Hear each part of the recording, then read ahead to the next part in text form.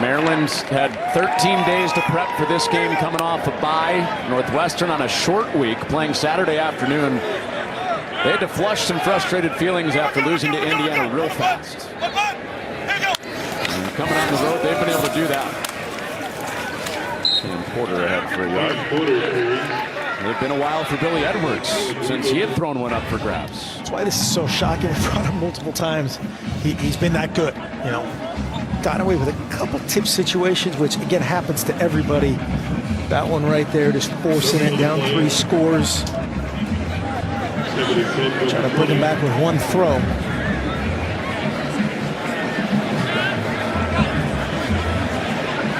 Northwestern's defense has held one of the most efficient passers in the country this year. Billy Edwards 72% to just above 50% on the game. He's 22 of 40, including that pick. There's Porter through the wash, pounded off a hit, first down. Think about Porter. He's such a good represser. He starts to bend it back and then presses it back front side. It means it kind of start in one direction. The teams almost force him to cut it back. He sets him up with that and then represses it on that initial front side action. One of the great things that he does really, really well. And it's still not the big workman-like night that we're used to seeing with Cam Porter. And here Northwestern is ahead by 20. 2 weeks removed from injury. And Jake Arthurs streaking to the edge. Arthurs with a reach for a touchdown. His first touchdown in 3 years. Jake Arthurs.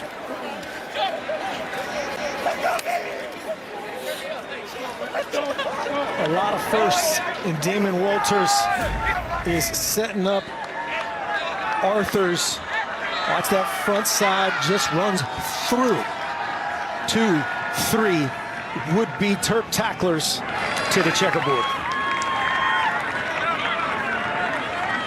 Great physical finish for his first career touch. Yeah, first since 2021 against Ohio. That's right. He had taken one snap all year. And he finds pay dirt here to make it 37-10.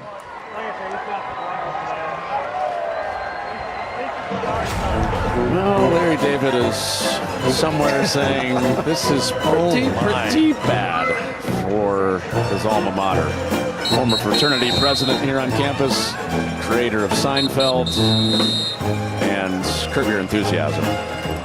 6 foot, 165. They could use him somewhere. Put some weight on, be a tight end. Yeah. That is the key right there. Points off turnovers. We talked about Maryland unable to convert the 4 turnovers against Indiana. And Northwestern has flipped the script on them tonight. Scored on all the turnovers. 2 touchdowns, 2 field goals off of those 4 turnovers.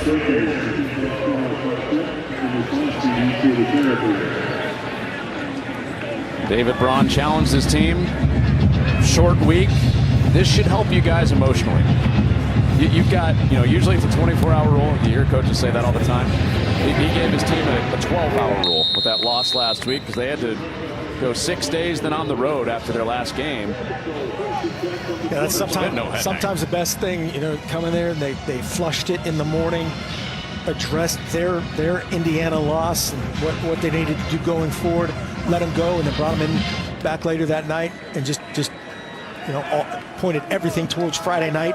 The short week, sometimes that's the best. You kind of go back to the basics, maybe have 1 or 2 things that you've messed with in the past against Maryland that you know is good, and called it up, and then got to convert on all these situations, the turnovers, the inexperienced quarterback play, and a big night.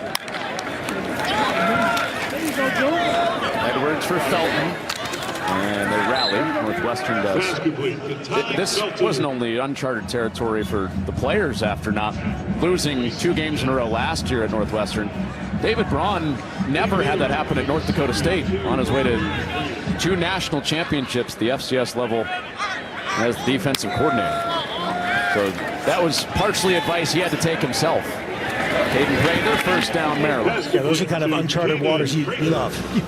You want to solve those problems. The first ever career back-to-back losses. If he could book that for the rest of his career, he'd take it. It's a hard one to sustain, right? Mm-hmm. Edwards with pressure in his face. Soares almost got there, and it was knocked down. Tyler Gantz had the knockdown with Soares right in the face of Edwards again. A line change here. Soares recharge things. Gantz, Soares on the spot.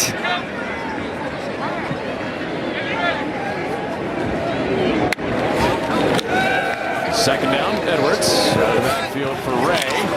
Got a real fly in open space and tripped up on an ankle tackle with another first down. So leak out that time by Nolan Ray. Again, a speedster just tripped up right there. Bowman rush. Edwards sideline shot. Felton off his hands. If he caught it, probably 6. Joe DeHaan was trying to do his best Damon Walters impression right there and pick it on that hole shot, but Edwards fit it through, and Ty Felton didn't think it was going to get through and got to him.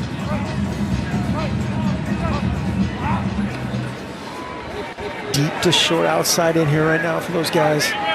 Don't need to trigger on that. 4-man rush. Now it's the perimeter incomplete.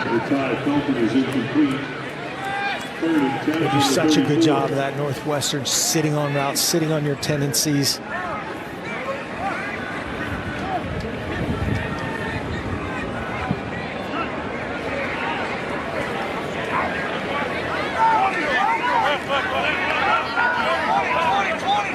This Maryland team coming off 3 straight bowl wins and appearances. Yeah, first time in school history for that. Got to keep that in mind. Nice awareness. Edwards to Prather, first down. You know, they had been to 3 before, but they had never won 3 before. They were going for 4 bowl games in a row this season, and obviously can still get there. They'll be halfway through their schedule at 3-3.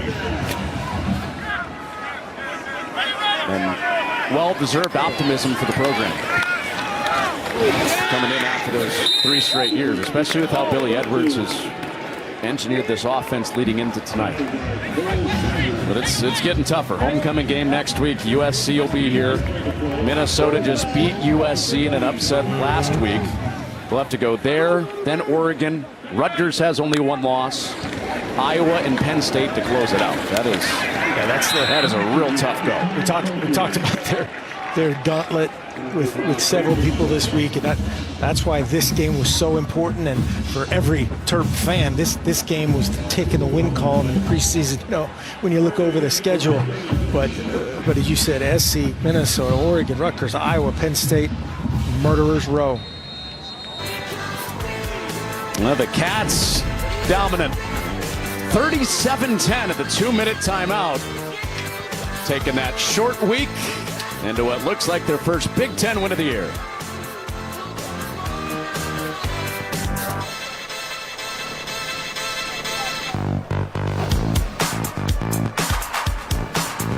This thing's in the middle of nowhere, and even if we didn't get any closer, you'd still know. It's a Jeep Grand Cherokee. The same way you know you can keep the concert going, even after the encore. Or take the whole family anywhere in it. Because when you're an original, there's only one. Right now, get $6,000 bonus cash allowance, or get 0% financing on 2024 Jeep Grand Cherokee Overland and Summit models. Jeep, there's only one. All my favorites for just $7 each? That's crazy. Or am I crazy? Seeing 7s? It's a sign to order from Pizza Hut's $7 deal lovers menu. Mopping is hard work, but I thought it was the only way I can get my floors truly clean. And then I tried the Swiffer Power Mop, and realized I can get cleaner floors without the extra work. It has a built-in solution that breaks down dirt on contact, and the pad's hundreds of strips scrub away sticky messes even from grout lines. Okay, Power Mop. Plus, its 360-degree swivel head cleans up along baseboards and even behind the toilet. So ditch the bucket and all the hard work that comes along with it with the Swiffer Power Mop.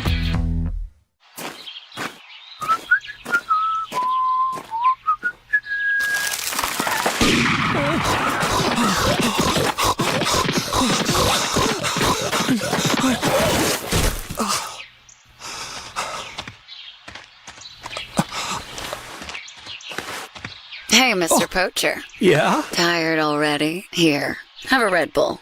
And then? Then run faster. Oh. Red Bull gives you wings. Up for something crispy, a little chocolatey, and a lot of peanut buttery? Whoa, do we have the snack for you. Rice Krispies Treats chocolatey peanut butter.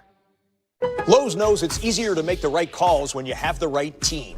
McCaffrey looking lost. Hey, I'm looking for a lawn. Could you point me aisle 27? Find what you need faster with the Lowe's app. Look at that Wendy's breakfast burrito. Fresh cracked eggs, seasoned potatoes, sausage. Gotta hand it to the tortilla. That sucker's holding on for dear life. The boss of breakfast, gotta be Wendy's. Carmine Bastone, he had the game-sealing play. When you look back at it now, the strip sack that gave Northwestern a scoop and score, a 24-10 lead, and they've kept pouring it on since then. His first game of the season returning from injury, and that was one of the 4 takeaways for Northwestern's defense, and they've scored off of all 4 of those turnovers. Zach Lujan, offensive coordinator, David Braun, both said we wanted to be around 50 plays and dictate this. I guarantee they didn't anticipate this time. The ball's out again. That ball is out. Northwestern, another recovery. Braden Bruss running the other way. A 5th takeaway of the night goes out toward midfield. That play was blown dead. Preston Howard put it on the deck. Bruss ran the other way, and Northwestern 148 away from Big Ten win number 1. Let's take a look at this. If all the elements are met for a catch. Can't tell from that angle if he had firm control, but firm control, a body part, which I don't know if he ever had any of those things. I think that's going to be an incomplete pass. Got to have firm control, the body part, and then a football move. We never had, again, that first element. It's going to be an incomplete pass. Further discussion, the ruling on the field is an incomplete pass. It's 4th down. Don't do that. Well, I'm just pretty sure of it. Very selfless teammate you are. Thank you. After review, 4th and 8 from the 17. So now 4th down. Mike Loxley has to get in. Billy Edwards Jr. here, make sure he's got to get rid of the ball here. Give his guys a chance on 4th down. Tell the players like playing for him, can't you? David Braun. Yeah. That whole team had a different juice this week. Coming in a situation where, Game clock operator, please reset the game clock to 1:57. 1:57. So that's the time for the negated return. Thank you. That was an incomplete pass, but they had an edge of confidence, of belief, and that's what's so important when you're in a situation you're 0-2. Who wants to play more? Who wants to be here? For the end zone, that's knocked out. That's another turnover on down. Garner Wallace makes that play and gets the ball back for the Cats. Garner Wallace is a big, good-looking dude, 6'4", 220. Right there in the slot against the burner, Octavian Smith. Some people call that a little underthrown, but Garner Wallace in position to rip it out either way. A couple kneels, and it's ball game. And Jack Lausch is done. And it's Ryan Helinski into the game for Northwestern. Hasn't played yet this year. He competed for the starting job last year that went to Ben Bryant. With Lausch done, we got to give you our player of the game. I just gave it away. It's Jack Lausch. He's our player of the game, brought to you by Old Trapper. What's your beef? The chunk plays downfield at advantage Northwestern tonight. Lausch doing it on the ground and through the air. This is the beautiful corner route to Kurtz. Another angle of the different post round to Kurtz out of unbalance. Beautifully designed. That leads to a smiling and a benched Jack Lausch for all the right reasons. It'll be kneel down time for Helinski. Really amazing, right? We had a chance to visit with Jack Lausch yesterday. Doubled and tripled down on our question of, were you broken confidence-wise after throwing 29% against Washington? He said no. We were like, all right, Yeah, let's check in with his coaches, see what they think. Zach Luan said no. David Braun said no. Really incredible. And didn't hesitate, number one, in a sincere way, and then backed it up. Had a reason. Remember Zach Luhan is like, this is why. David Braun said a different set of this is why. Sometimes you have to talk yourself into that as a quarterback. And as a young quarterback, some of the hardest thing is to know when it's your fault, when it's not your fault. Very difficult as they trudge, and then explode for a 37-10 victory on the road. Well, as he said, was necessary. David Braun and Northwestern, they're getting on the plane back to Evanston. 3-3 with their first Big Ten win.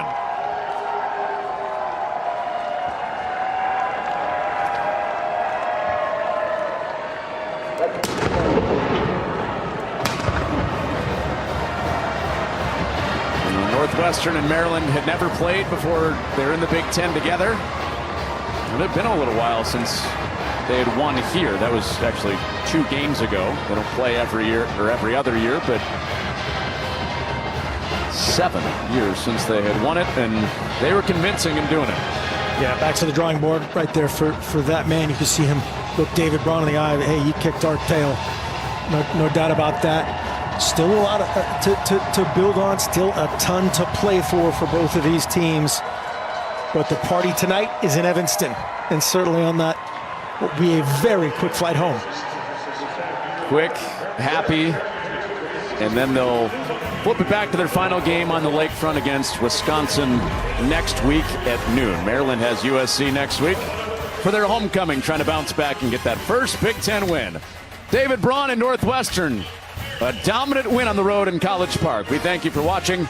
Max Line-Wand, Derek Manning, our producer and director, Connor Onion, Mark Helfrich, saying goodnight from Maryland, where the Cats roll over the Terps.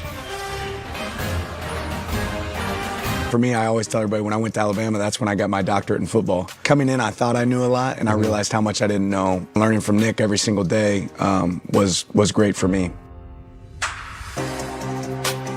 Most influential people in the sport, talking about the sport globally.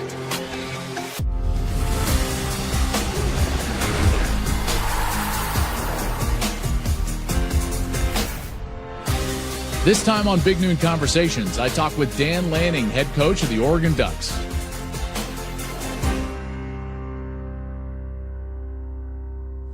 Dan Lanning, head coach of the Oregon Ducks. Thanks for joining me, man. Yeah, thanks for having me. I appreciate this. All right, this is the way we've started out with everybody. So I imagine this answer could be better. What is the best part about being the head coach for the Oregon Ducks? Well, for me, it hasn't changed. Football is football, but my favorite part is, being in the middle of a fight with our guys, out there on the grass. I'm the weird guy that enjoys practice, enjoys development, like seeing these guys in the meeting room grow. So for me, it's being around our players. That part, the love for football, that part hasn't changed.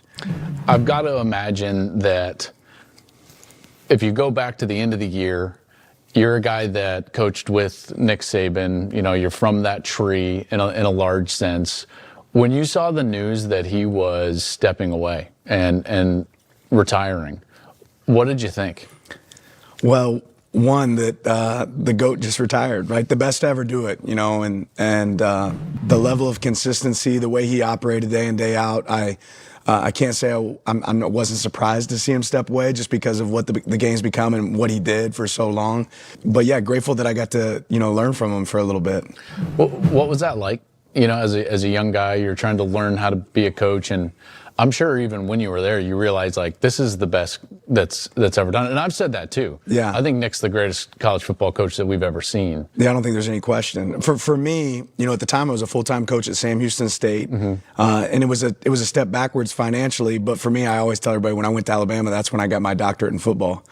Right, I felt like that was a place where coming in, I thought I knew a lot, and I realized how much I didn't know. Whether it's running an organization schematically, the work ethic required, it was a great step for me in my career to be around some phenomenal coaches on that staff. You had Kirby Smart, Mario Cristobal, Mel Tucker, Billy Napier, Lane Kiffin. All those guys obviously went on to be head coaches, and then learning from Nick every single day was great for me. Is there one trait of his that you either learned the most from or you respected the most? Just his consistency. I always said, when I left there, the sun's going to come up tomorrow at whatever time in Tuscaloosa, Alabama, and at 7:25, Nick Saban's going to be walking into that office. There's going to be a staff meeting at 7:30. He already had his oatmeal cream pie, and he's going to have his salad at lunch. Like, just every single day, the consistency that he operated with and what it took to be excellent was very impressive. Are there things that you have recognized now that you do that incorporate some of that consistency? Oh, certainly. Just the model of, what it looks like for me. I think the schedule, the way that he was able to map out the day, what was important, what wasn't important, his ability to go back and assess anything that we did and then quality control that. How can we make this better next time? And that's where I think you consistently saw the improvement. The other thing that really stuck out to me about Coach Saban and even Coach Smart is their ability to learn from anyone. If somebody had something that can make their program or organization better, they wanted to know it. They wanted to, it didn't mean they'd always incorporate it, but they wanted to know what that involved. So, and you and I texted about this, about that time, because I said and others were saying, well, they're going to come after Dan Lanning. And rightly so. Like, you're a heck of a football coach. And I've said many times, if I had to buy stock in one coach in America, you would be that stock. So I knew they would come after you. I'm sure that they called you. Question I have is why? Why didn't that interest you?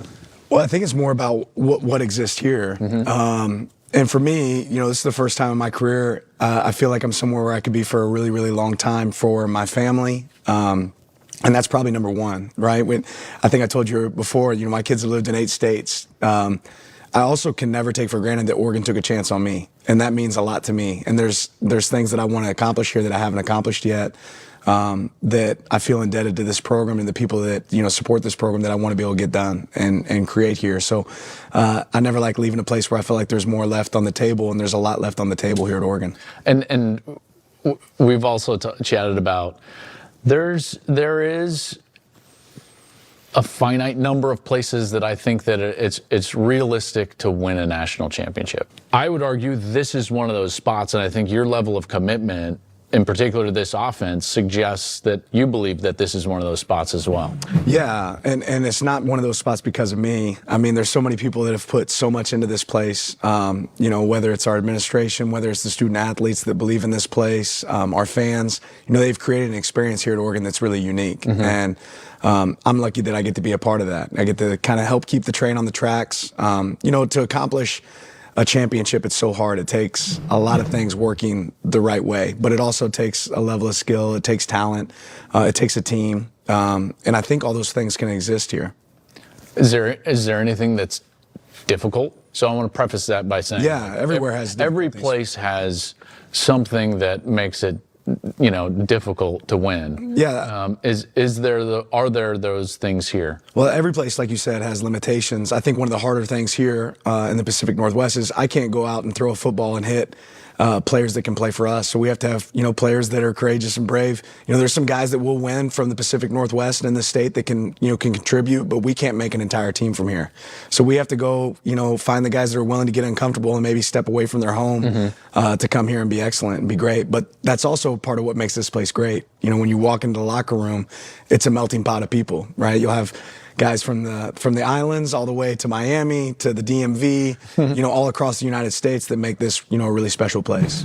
When I think about why I came to Oregon in the first place, You know, this place has always been on the cutting edge, innovative, never felt like they were operating from behind. You know, they've made a decision to be, you know, ahead of the curve. So when that became part of the landscape of college football, I feel like they made the decision, okay, let's figure out how we can do this better than anybody else. And you have to right now to compete at this level.